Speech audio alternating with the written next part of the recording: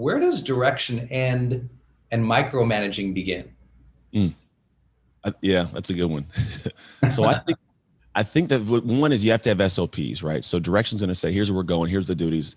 And I think micromanaging is pretty much the point where like you don't give them the ability to find pride in doing themselves. Like if I've written out specifics of like, here's step 1, 2, 3 through say 17, right? And they're not doing step 15, 16, whatever it is. Like I have to let them get through 17 and then come back, go, hey, you missed 14, 15 here. And then you have a conversation, right? And after a while, like when they do it, you've got to do this thing. And this, I do it with my kids. I need people to have confidence and pride in the fact that they did it. And I can't force pride and confidence on you, which means you can't over celebrate. You can't make them feel like babies. But like when they do it, like notice they did a good job. Like, hey man, great job. Like let it go. Don't be like, hey, good job. You got all 17. Well done. You finally got it. Like you can't do that. You know what I mean? So in the beginning, it's like guide, direction, keep discipline, keep the bubble. Hey, you missed this one here, but I know you get it. Hey, it's totally cool. I know you're going to figure it out. And they do it when they finally get it done. Like, hey, I see you. Press on. And they're like, yeah, I feel good. And they keep doing it. And now the thing is, they like that. They feel good about that. And if you did it in a different way of like, oh, well done, all 17, you're a winner today. Like that's just, it's too much and it's too odd. So I think micromanaging goes in a space of if you haven't made it clear of what the actual steps through the SOPs are, then what happens is you kind of have to micromanage because it's not written down. They're going to forget it every time. So first thing for you, put it on paper and then coach to the paper. Here's the steps. Here's the system. Do this. If they don't do it and they can't figure it out, then it's a different conversation. It's not micromanaging. It's like, that's not the person to have on the team. Different kind of structure there. But I think that's where the micromanaging, it becomes less necessary when you have people who are part of the team who feel like they're getting their pride from accomplishing their task and making everything move smooth. Yeah. How are you? Hi, hey. Very good. Hey, Anthony. My name is Gisa.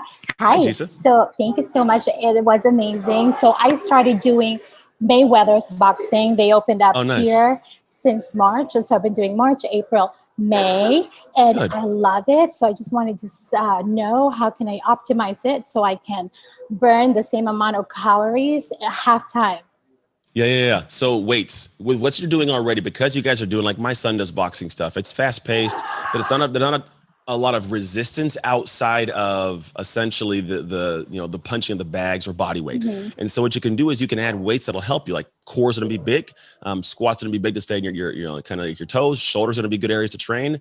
And the idea is if you lift weights, it'll actually help you build the lean muscle mass, which will help you burn fat at rest, right? Mm-hmm. But it also is going to force you to do things that are hard workouts that still burn calories, and then the recovery will make you stronger so you can do more in your boxing workouts and in the weights later on. Now, most people go, I don't want to get bulky like a man. Let's just put it this way. There are men who've been lifting weights for 20 years who aren't bulky.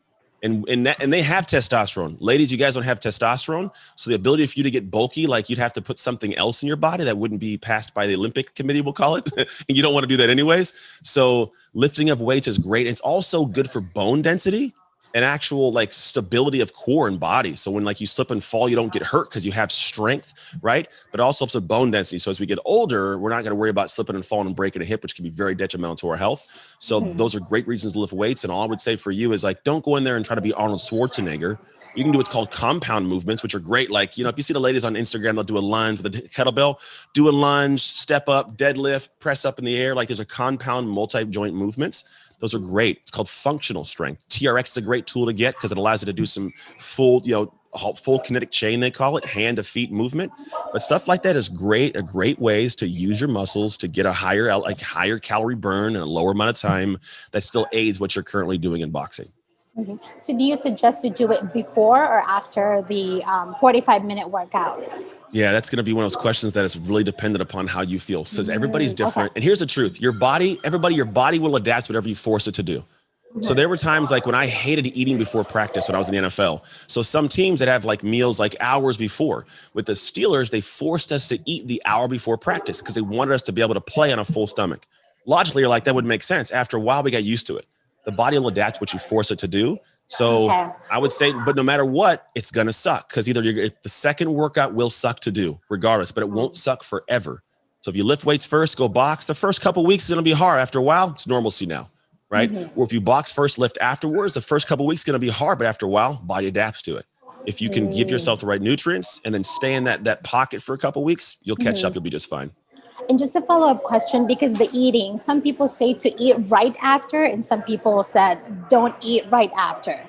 So yeah, there's a lot of stuff around that. yeah. To be quite honest, you can do what's called peri-nutrition, eating during. I mean, there's a lot out there, right? Here's what I will say. The body, if you've done like weight training sessions, about that 30 to 45 minute window afterwards, the body's needing to recover pretty quick. You'll feel fatigue, you'll feel drained. It's good to get like nutrients in. Water's big, vitamins, fruit's good, but you do want to get some protein in, because what happens, our body can start to like cannibalize. It'll start to eat itself, and it won't happen like that. But the idea is like you want to have something in, so when the body's like, hey, I need nutrients to recover right now. Because if I get a cut, blood goes to that area right now and a scab starts building. The body's healing right now, right?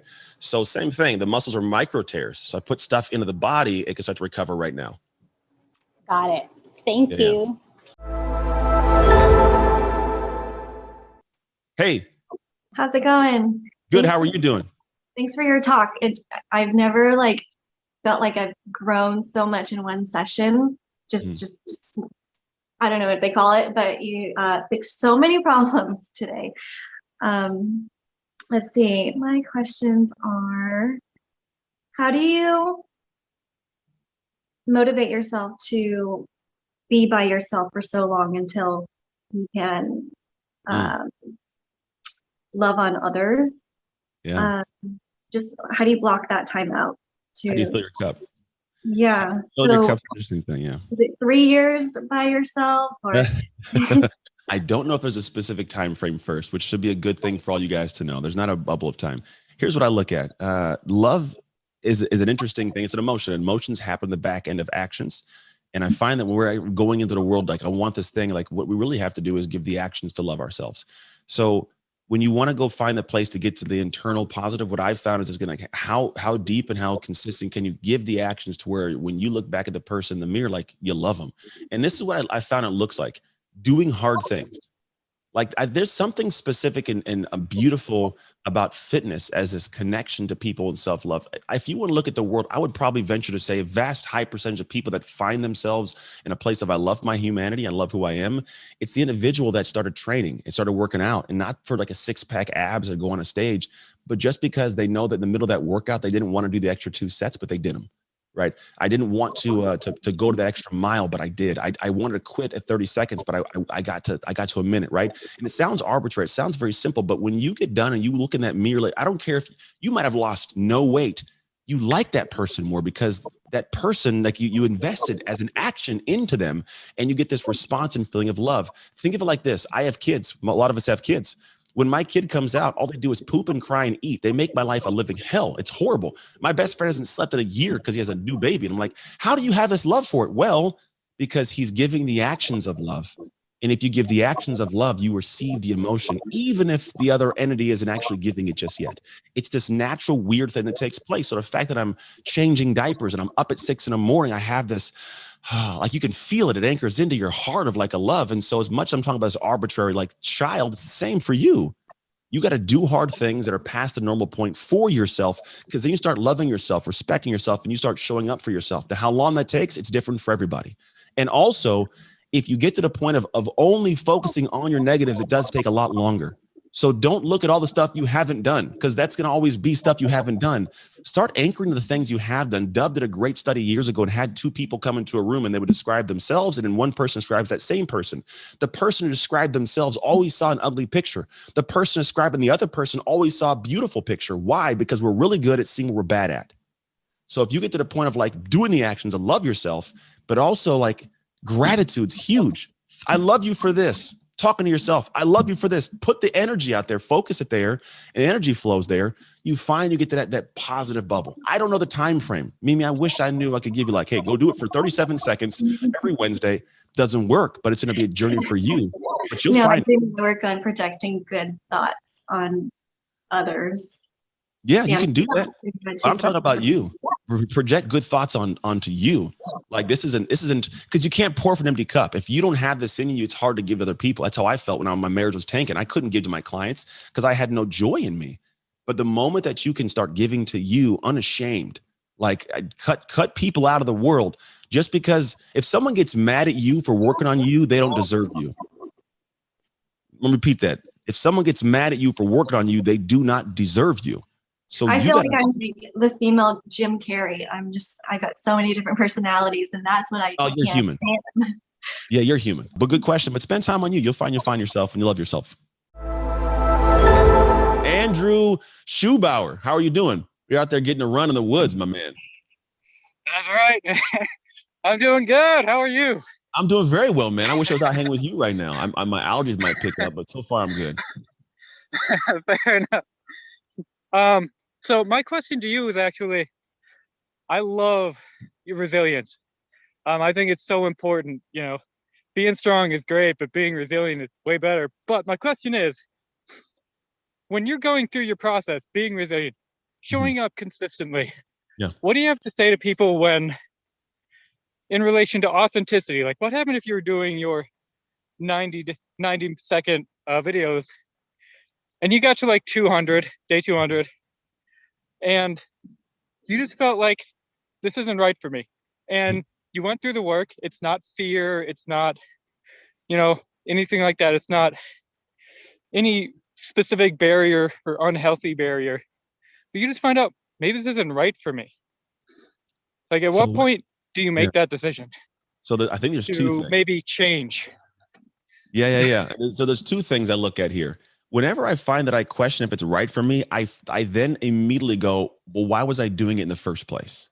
Because right and wrong is relative to the place I'm going is the first thing you got to think about. I don't think people think about it. They just do something and they grab habits and do things because so-and-so said I should, and I saw somebody else. So you'll notice when I told you about the videos, I wanted to be able to speak in fluid thought with ums and ahs not be an issue. So whether or not somebody watched did not determine whether it was good or bad.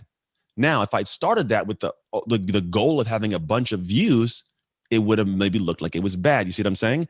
So you got to anchor and say, what is the reason I am starting this in the first place, right? Then what you said, which was good, is if I'm getting to that point of like, I don't know if I want to do this anymore, I would ask myself in the moments, like, is that my moment of feeling this? Is this because it's hard or because genuinely I'm not connected to the heart of it anymore? And that's a personal thing because there are things that I'll realize it's just hard, but I want to do it. But then there's things I realize like, you know what? I'm not connected to it. For example, I don't do nightly 90s anymore. I did 1,333 straight days. 333 is a specific special number to my life. But here's what I realized. It wasn't as hard anymore. It was still difficult and, I was still doing it, but it didn't speak to my heart anymore. I'd kind of got what I wanted out of it. And my heart wasn't like, I wasn't lit up doing it. I didn't enjoy what was going on in the background, whatever it was. It wasn't bad. It wasn't hurting anybody's life. And some people were sad that I stopped doing them, to be quite honest, but it didn't speak to my heart. And so at that moment, I was like, you know what, if it's not talking to my heart anymore, I'm not going to keep doing it because what it does, it builds resentment for what I'm doing and it builds a little bit of a pain to do it. And now I'm not having the energy I want inside to serve how I want. So first thing is figure out if it's going the place you want. And then that's what determines right or wrong. And then two, check the heart or if it's hard. Cool. Thank you so much. I knew there was a reason I wanted to ask you that question. Hey, man. Awesome. I see. Hey, now you know, got a little answer. There you go. How do you handle people on a team who are the diva and making drama? Yeah. I have had those people. You've had those people, I'm sure, man. It's just the nature of having teams. So one, I have always have done this because you never know. I have private conversations to let them know. I had a staff of 19 personal trainers. If you want to talk about divas, imagine the ladies who were rocked out and in shape and like they're the leaders. So I have to have private conversations and I got to anchor them back to the part of the fact that they're part of a team and they affect people. And so when I have those individuals, I need to make them aware of the label on their jar. Not in a way that's deprecating. I don't want to make them feel, but I'm not saying to make them feel bad. You have to show them who they are in comparison to where the ship is going and their role in the ship and what's needed. And so typically I would have the conversation of like, here's the language, here's what I'm hearing. Well, who told you? It's not the case. It's not about who told me, just know what's going on and just aware. But here's the thing. You're not by yourself. We're all a team. I'm going to help you. And then I'm big on getting on. I tell people this, whenever you have those moments and you've told them who they are and they're like, all right, we can be on opposite sides of the table. It's the way I look at a lot of relationship stuff. I can be over here and push the problem to them and say, go solve it and walk away and push it to them. And they can go, it's not my problem and push back and forth and eventually goes away. Or I can walk around the table, get in the same side as them and pull the problem in. I become an ally. I go, great. It's not my problem, but it affects all of us. Let us pull this problem in. How can I help you solve this? What's going on? Like you become a friend, you become a guy, you become an ally, and you'd be surprised that that energy of the diva is coming because of something typically going on inside. It's expressing itself in that manner. If you could find out what it is by working together on it, you find it kind of disappears. And that energy comes out in a more positive connecting way for the team later. My man, John, how are you? Thank you so much for another fantastic session. Since the day that I met you in Influencer 2019 in San Diego, you've been encouraging me and inspiring me to make shift happen. I'm in a fortunate position where shift has happened. I'm living my life's work. I'm doing my life's work. I do still have goals on the cards to create the online course, to write the book, and also be a great father. So I'm serving these amazing clients around the world. I want to be a great dad. And I've got these, not conflicting priorities, but just loads of priorities. So share a little bit on priorities, on juggling, on serving as the highest and best version of yourself in all of these different areas. Yeah. So just so you guys know, I have 3 kids. I have a 16-year-old who just got his driver's license, which is a very weird dynamic. I got 11-year-old twins. I have a wife that has multiple businesses that I am like the handyman for. I built this whole studio. Like I'm a super weird. I'll fix your car. I'll build a website. Seriously, it's weird. I'm not even joking. I can install a brand new car stereo in your car right now. It's just weird the things I can do. But I say that because on top of all those, I have a business where I'm writing a book. We have an app coming out. I'm here coaching with you guys. I just got back from T-Mobile last week, streaming to, I think, 80,000 employees they have. I'm doing a lot. However, I got a really great rhythm for it all. I'm very present with my wife. I'm very present with my kids. I have the business running. And here's what I do. I realize that we all have these big eyes. Like think about eating food. There's a big pot of food. What we do is we take all the stuff out of the pot and we put it on our plate. And we say, I got to eat everything on the plate right now. And the truth is you don't have to eat everything on the plate right now. There are certain things that need to go back in the pot, right? So what I look at is, I said, a big overall picture. And those of you guys who may know some of my story, I got to a point where my wife and I got divorced. I had a lot of focus on the professional world and I was doing that thing and I wasn't present as a father. Everything fell apart. I got divorced and I had custody battles. We got all that. And then we're now remarried after 3 years of divorce. We're 4 years deep in an amazing marriage. And the reason it works is because I understand all the things you're talking about. And the way that I do it is I have a very specific process. One, you guys got to get a planner. If you don't have Brendon's planner, get a high performance planner. I think I have like 3 because every time I see him, he gives me like 5 more. I can't give him away fast enough. But get a planner. Here's the big thing. Don't just get a planner, learn to plan.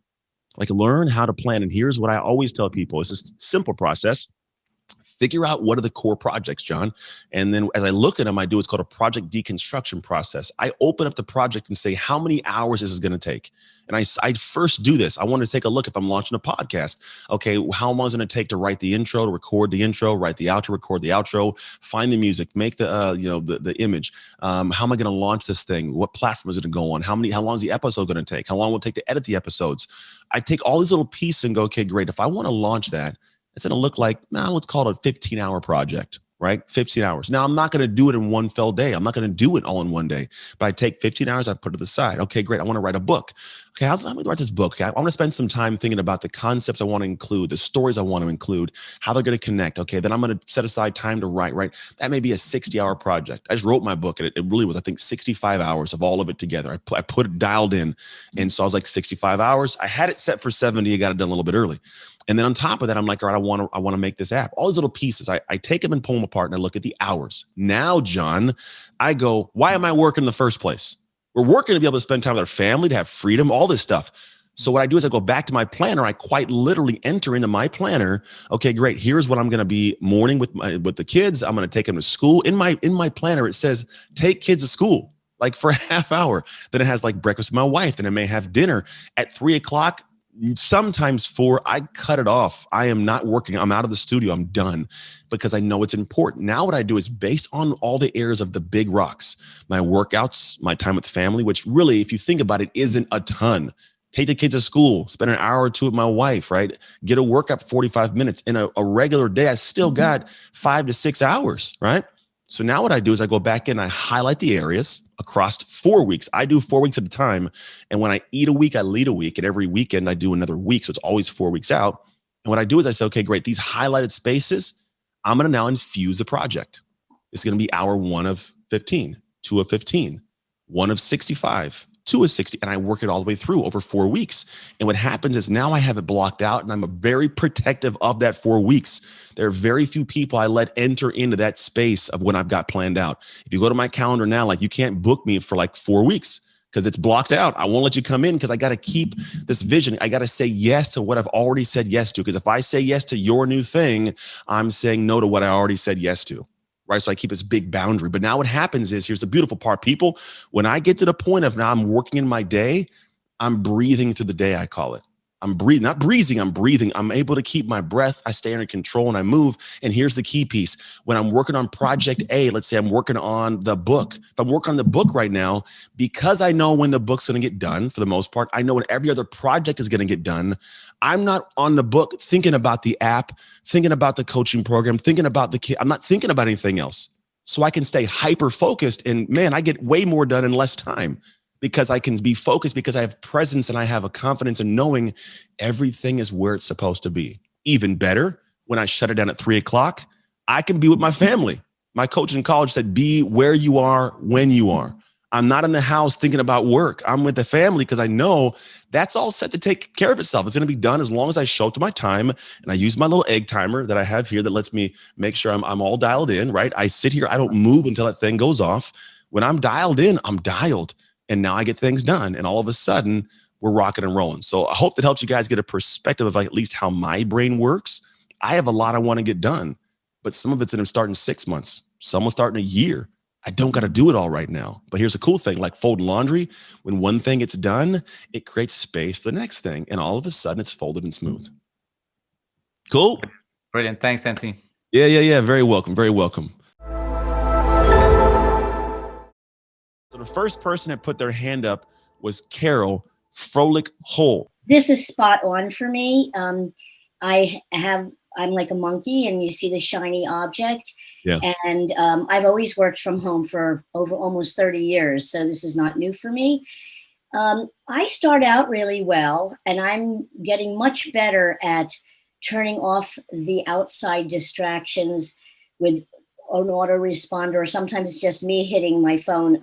I have already in there, can't talk now and whatever. But there are times when I kind of crave the distraction. Mm-hmm. And I tend to lean in that, like I'm focused, but then I'm exhausted. And then I'm like hungry for that phone call to come in because I am a people person. And then I have one major, and I don't want to call her a distraction because she's the love of my life. I'm the full-time caretaker companion for my 94-year-old, very active, healthy, still driving, living independently mother who lives about 2 miles from me. However, she is on technology and she's always having a problem with her computer or with the phone. Yeah. And I'm the one she calls, and I'm getting much better at, if it's not an emergency, can we do this at another time? However, because she is my mother, or when it's my adult children, you know, those people it's hard for me to turn off from them right at that time. Do you have any suggestions around 100%. That? I do. I have a wife, and she sounds like your mother. So this is one of those individual things, and this is great. So a couple of things that I found. There are times my wife isn't awake, and I am. My wife is a night owl. She'll stay up till 1, 2 in the morning. She doesn't like to get up until like 9 or 10. I'm up at 5:30 every day. I get a good solid 3-4 hours to work on the things I got to work on. However, when she gets up, I actually like spending time with her in the morning. I'm in a good mood. She's in a good mood. And so I get to spend time, like literally we take the kids to school. They get up at 7. I do some work till they're ready to go. 7:50, I get out of the house. I'm back by about 8:15. We hang out for between 30 to 45 minutes. Then I get into my day. And I rock and roll, but I've also already got stuff done well before that. So in that window of time, oh, go ahead. You got your thing. Mine is different. My mother doesn't live with me. And her time, no, she lives about 2 miles from me. And her time is not my time, her schedule of getting up. You know, she's having breakfast when we're having lunch. And so it can be very erratic. And I have gotten much better at not reacting to her reaction to something. And first thing I've learned to say is it urgent? And she knows I'm building my kingdom now. Yes. So she respects that. She's my biggest hero. So I don't have that availability, but what I'm hearing from you is for me to be able to say, Mom, this is a block of time that I am free. If you're free, let's That's a good way. that That's conversation. definitely a good way to do it. Yeah. And the thing is, on top of that, even so, it's like if you're, you know, say her lunchtime is that time, you actually do have that window. And because she's not there, you kind of could probably give you an idea somewhat of when she might be awake. So you work at home knowing the phone call probably isn't going to come in during this time frame. It could be 5 a.m. You may have to adjust to build, right? Make that small sacrifice. And it may mean you have to get up a little bit earlier, adjust the clock. But if you know, like, hey, Mom's not calling usually until like 11 o'clock. All right, I'm going to get up and get really good focused work done in this window. Now, my brain's like yours. I do have windows built in of like buffer and breathe work. I got to get up and walk around, because if I don't, then my brain, it's more taxing to try and think about having to think. Right. So I want to get up, go around, walk outside, go do stuff and shoot. I'll literally go in the backyard and shoot hoops by myself. I'll just do things because my brain's off. Come back, I'm dialed in again. Right. But you do it first. I think you should find that time when Mom's not awake, work at that time when she is awake, have some time with her, give yourself the gift of spending time, guilt-free time. And then from there, hang out and say, hey, Mom, I'm going to go do some work. I'm going to be able in about 2 hours. Give me 2 hours to work. Then and then there's a part 2 to this. I'm really quick, and I'm sure. Oh, we got to do real quick. Yeah. All right. Technology issues. You're doing it. You're feeling focused, and all of a sudden, the computer isn't working right, or that software isn't working right, or the phone isn't working right, and you have a technology glitch. It happens all the time. That's Yeah, that's no fun. So what I would do is I would choose the things that are more reliable, right? If you know Zoom works, like I wouldn't test a whole bunch of new stuff. And then also you make it to a point where like you choose to do things that, like if it's a consistent thing in an area, like not even use digital stuff. Like if it's writing, I'm gonna write on a piece of paper. There's actually something called a rocket book. You can write on a piece of paper, take a screenshot, it'll pop in the notes. Then there's not a matter of having to do much besides just, I gotta take a picture, pop it over, right? It does, it happens. Technology isn't always the funnest. But what's it called? It's called Rocket Book. Okay. And then also you can hire someone to tech person. So if you're like, hey, can I have you as like when I need you, kind of reach out real quick and have you do some tech stuff, reach out to someone. I have a guy on my team, Andrew, who does that. When things don't want to work and I don't want to fix them, he does, because he gets money for it. So that's how it works. Thank you. This can be your day for personal growth. This can be that day you committed to and you remember, you go, that was the day I got myself a community. I got better coaches. I committed to making my life the absolute best that I could. This is that day. Make today your growth day. Click the button on this page and sign up right now.